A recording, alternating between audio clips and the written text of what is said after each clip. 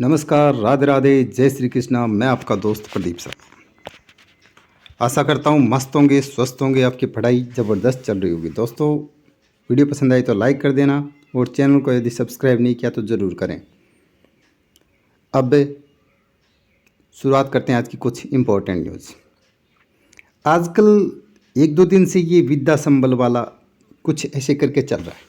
मैं आपको थोड़ी सी अपनी थोड़ी थ्योरी बताता हूँ कि क्या होता है क्या नहीं होता। देखो दोस्तों, मैं इस विद्या संबल के बिल्कुल खिलाफ हूँ।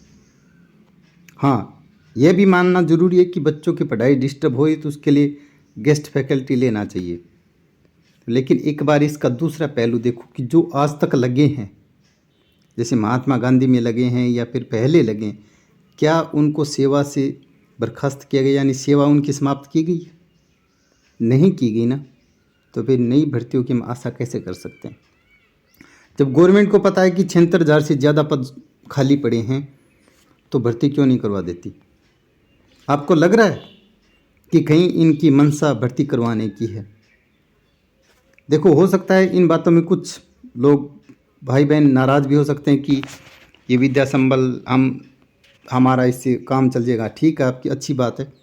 यदि आप सक्षम हो तो आपको ज्वाइन करने की ज़रूरत नहीं है, आप अपनी तैयारी जारी रखो। और यदि आप सक्षम नहीं हो तो आप विद्या संबल में जा सकते हो, यह आप पर निर्भर करता है। लेकिन मैं गवर्नमेंट से कहना चाहूँगा, आखिर आपको ज़रूरत कहाँ पड़ गई विद्या संबल की? जब आप हर साल भर्तियाँ करवाने में सक्षम हो तो फिर आपको ज़रूरत कहाँ पड़ गई विद्या संबल की? और उसमें इतनी सारी विसंगतियाँ हैं।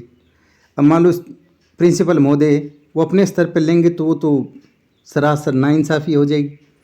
वो तो अपने चहेते को लेंगे, तो फिर किसी गरीब को फ़ायदा कहाँ हुआ? अब मान लो मैं अपने बारे में सोचता हूँ कि मेरे किसी प्रिंसिपल साहब के साथ कोई नाता नहीं है, और मुझे कैसे पता चलेगा मेरिट बनेगी कि नहीं बनेगी? उनको कुछ और बना दिया। और आरक्षण कहाँ है, रिजर्वेशन कहाँ है? बहुत सारी विसंगतियाँ हैं।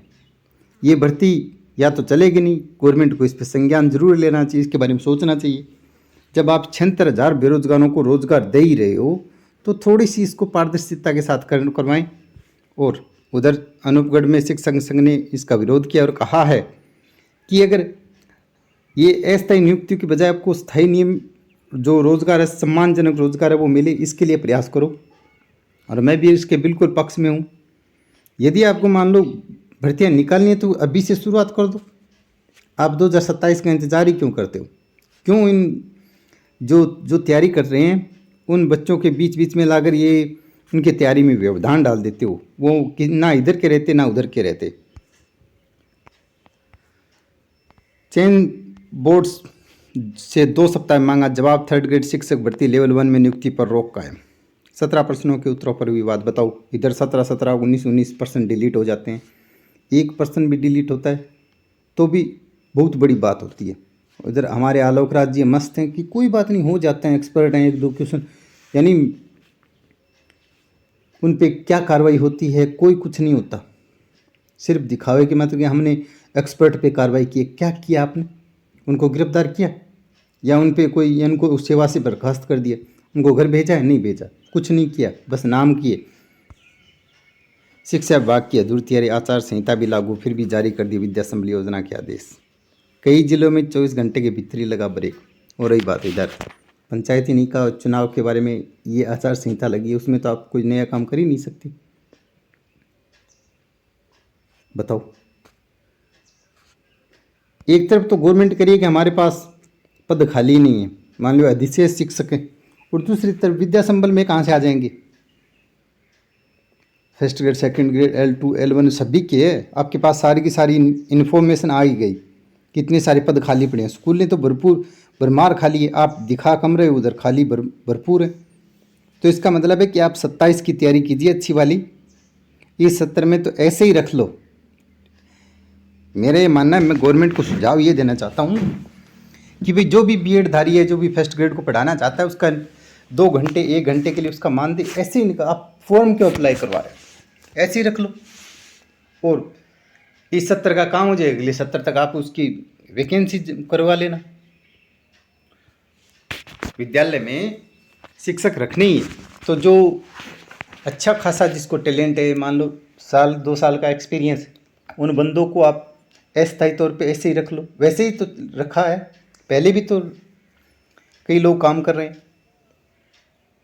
तो क्यों ना एक नया और सुचारू रूप से इसको ये विद्या संबल नाम देने की ज़रूरत कहाँ है। और मान दे निश्चित कर दो उनके, भैया आपको 2 घंटे बुलाएंगे मात्र 11वीं और 12वीं को। यदि 9वीं 10वीं को पढ़ाना तो बस 9वीं 10वीं को, 11वीं 12वीं को पढ़ा दो घर में। उनका मानदेय निश्चित कर दो कि आपको 400 रुपये घंटे के मिलेंगे, 800 रुपये लेकर आप अपने घर जाओ, बस बात इतनी। हाँ, बच्चों की पढ़ाई डिस्टर्ब नहीं होगी।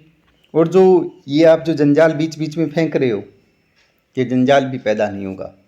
और जब भी आपको अवसर मिले, मान लो महीने 2 महीने आचार संहिता के बाद, तो आप अपनी वैकेंसियों की तैयारी कर लेना कि हाँ जी वैकेंसियाँ आ रही है। मैं आशा करता हूँ ये मेरी बात हमारी गवर्नमेंट को अच्छी लगेगी, इस पे अमल ज़रूर करेगी। वीडियो पसंद आए तो लाइक कर देना। आप अपना एक प्यारा सा कमेंट विद्या संबल को आप लेकर क्या सोचते हैं ज़रूर छोड़ना। आशा करता हूँ, उम्मीद करता हूँ आप अच्छे होंगे, मस्त होंगे, आपकी पढ़ाई ज़बरदस्त चल रही होगी। हो सकता है